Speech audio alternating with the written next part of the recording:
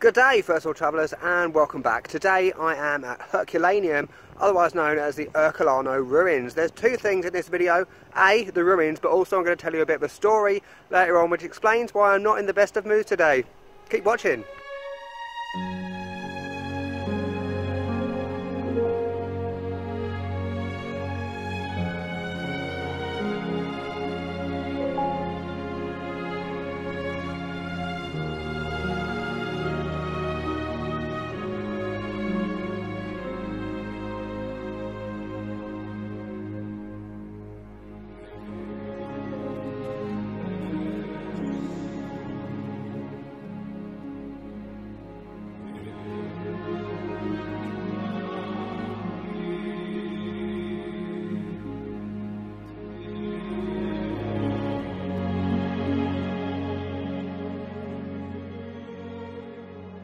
So, you've heard of Pompeii, right? Of course you have. There's been loads of films about that. It's very, very famous.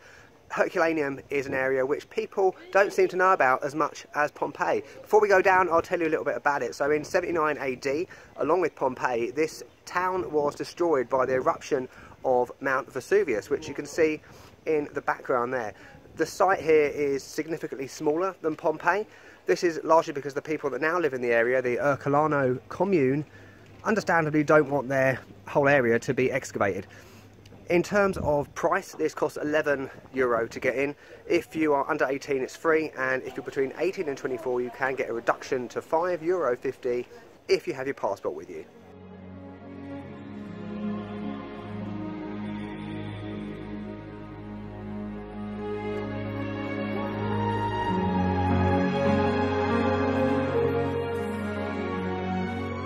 So I've got my ticket. I'm now taking a walk around the ruins. So again, information time. This area was discovered in the early 1700s. I believe it was 1709 when they were building a well, or digging a well. And after that, that's better lighting, it was then excavation continued over the years. So it started again in 1738 and then again in the 1900s. Due to the ash, etc., it preserved a lot of the wooden structures, things like roofs, doors, that sort of stuff.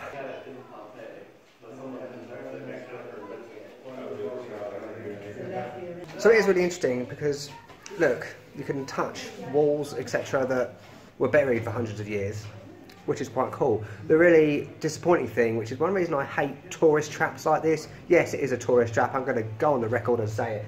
As you can see, someone has scratched their name. What a total swat. See, this is the sort of stuff I came to see. Original tiled floors, which is fascinating when you think that this whole area was covered by ash and buried.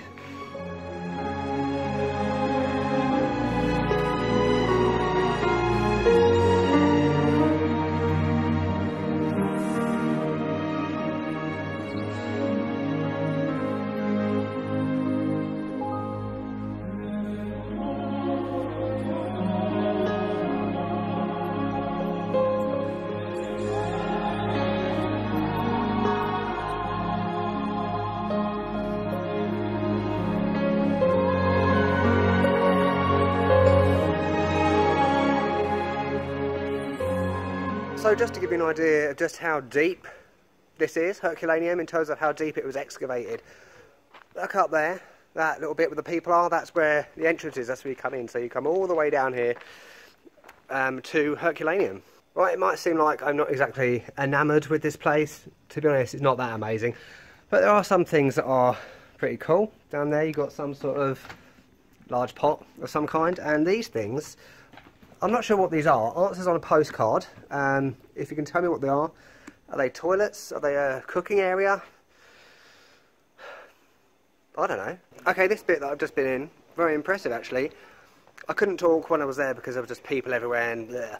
But yeah, very impressive, like mosaic artwork on the wall with mythological creatures and deers. I got that off me eavesdropping one of the guides. There was bedrooms, living room, so obviously a house of some kind. And it's nice to see that actually preserved, rather than have initials on it and, you know, look awful. It was cordoned off so you couldn't get to it, which is a good thing.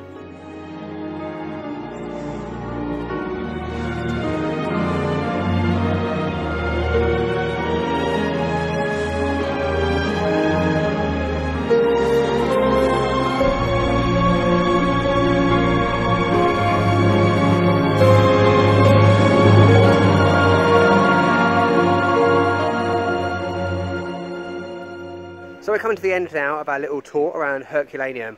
This is by far the most interesting part. So it was once believed that Herculaneum was fully evacuated, that everyone got away. Now, as I said earlier in this video, the excavation has happened over a period of hundreds of years. So in the early 80s, 1981, this area was excavated. It's the old shoreline where the beach was.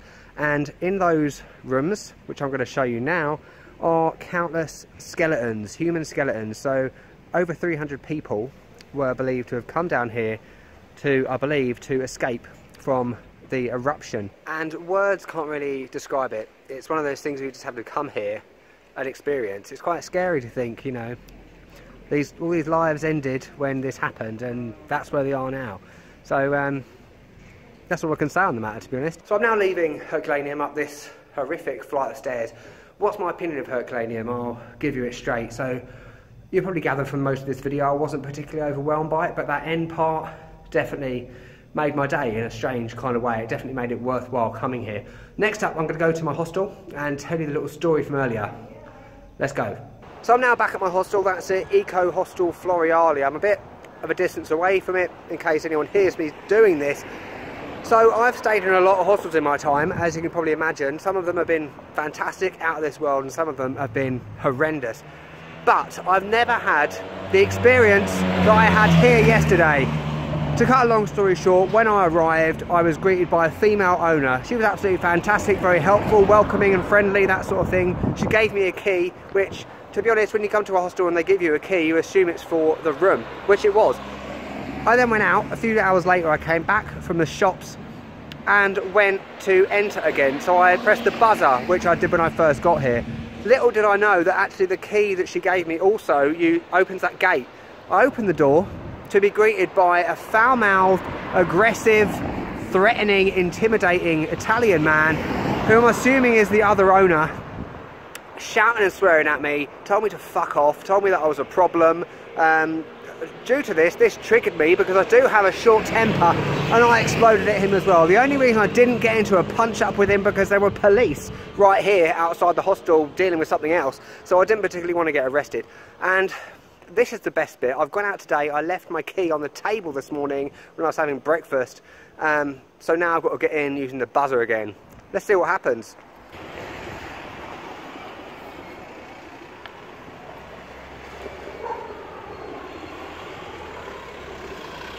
Oh, lovely.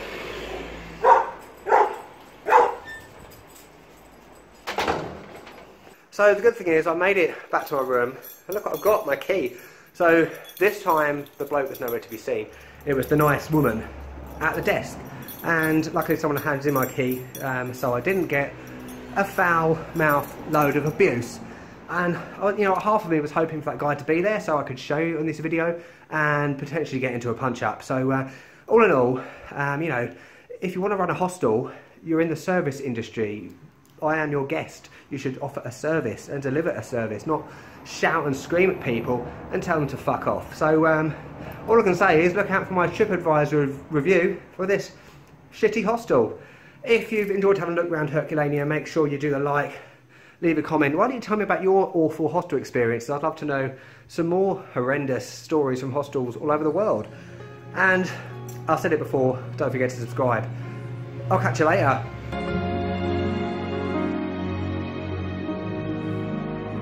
Due to the denser